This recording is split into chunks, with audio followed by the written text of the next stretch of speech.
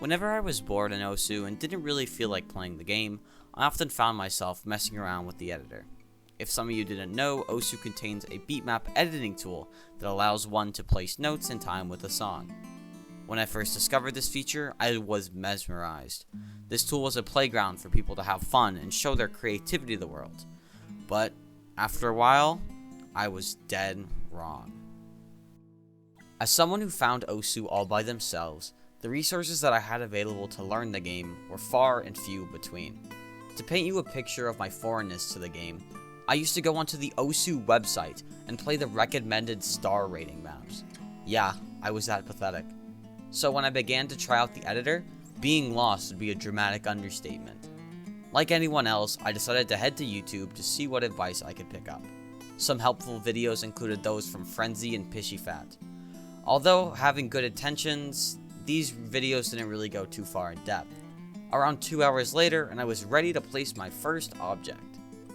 And, would you know, my map sucked. Really bad. Looking back on some of my first maps now, I cringe at the content I created. But I pressed on, and decided to keep mapping for the fun and for improvement. This is my personal experience with the Osu mapping community.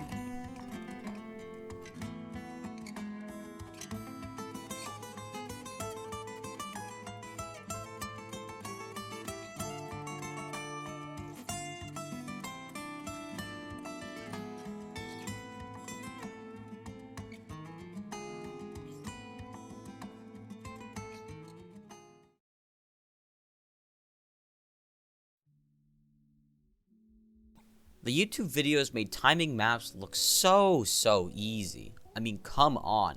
How hard can it be to give the correct BPM of a map and place it down to the nearest millisecond? Am I right? I'm not the biggest fan of anime or any of those types of songs, so I wanted to map this. A 9-minute long marathon of a song with different overlapping styles and instruments. If anything, this would be a challenge to my newly acquired mapping knowledge. So, I began working on my magnum opus. I got frustrated with the timing of my map, so like any sane person, I stole the timing from some Tycho guy's map set. This, however, would turn out to be more harm than good, because they too had bad timing in some areas. This is what the timeline looks like. Green lines indicate new slider velocities, and red lines new anchor timing points. Turns out timing a map is a lot harder than it looks, especially when the map goes from 144 to 111 with 8th notes, so more like 222 to 78 to 177 to 210 to 90 to 243 BPM. What a nightmare. An argument could be made that I shouldn't have mapped such a complex song, but why even bother mapping a map that you don't like? I know, a mouthful. But I digress. I had finally finished timing and was ready to move on to placing the circles.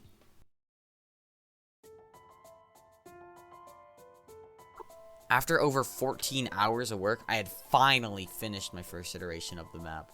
And I thought to myself, maybe I could actually get this ranked. Some people say it's pretty solid. All I have to do is get the hit sounds. Fun fact, there is no database that hands out hit sounds for free. You gotta go find them. When you ask most people, they'll redirect you to Lasse's beginner hit sounding pack.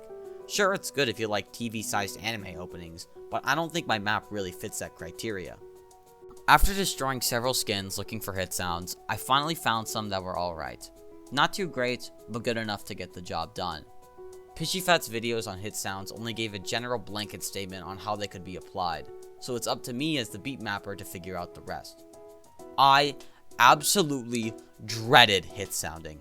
It is probably the most frustrating and nerve-wracking thing you could do while mapping. Sure, placing down the notes is fun, but when you actually have to add drum and bass to it, it's a nightmare for someone who hasn't done it before. I've probably spent more time hit sounding the objects than actually placing the damn things. The entire process of hit sounding is just trial and error to see if drum beat 2 is better than drum beat 1. I guess you get better at it as time goes on, but from personal experience, this isn't the case. I've been hit sounding my maps for the last 6 months, and I've seen no significant improvement. Maybe it's just the quality of my audio files. I don't really know. Just hit sounding sucks.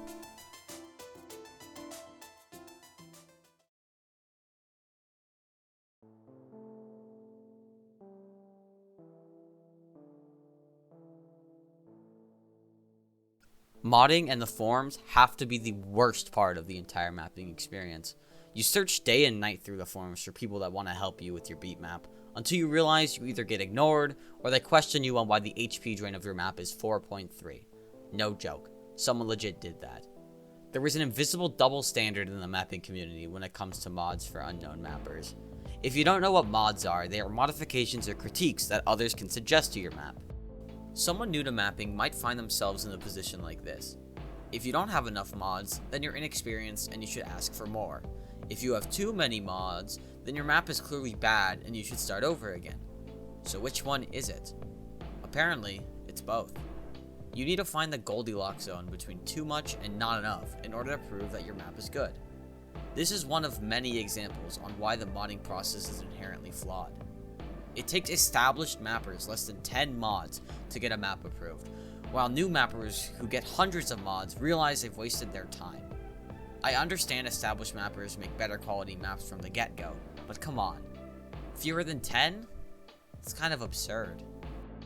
I won't go too far in detail about these problems, so there's a link in the description below to a thread where I discuss the double standards when it comes to the mapping community.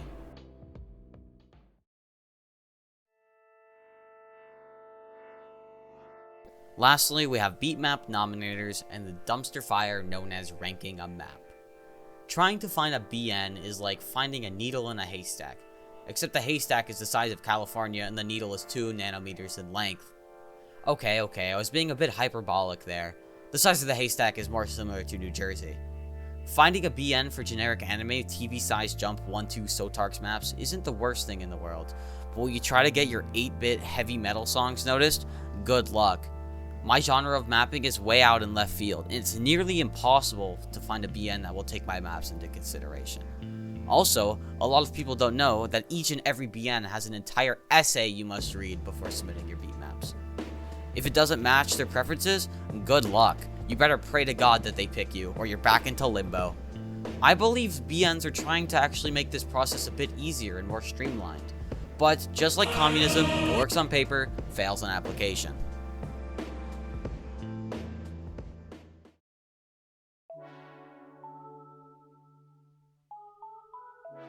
You guys have heard me preach for far too long, so I'll leave you with some genuinely good mapping advice. Number 1, map songs within your own skill range. The best way to see if a pattern works is not to hover your mouse over it in the editor, but it's to actually play the map. Please don't pull a Kreutz and make right angle streams and perfectly symmetrical jumps. Those aren't fun to play.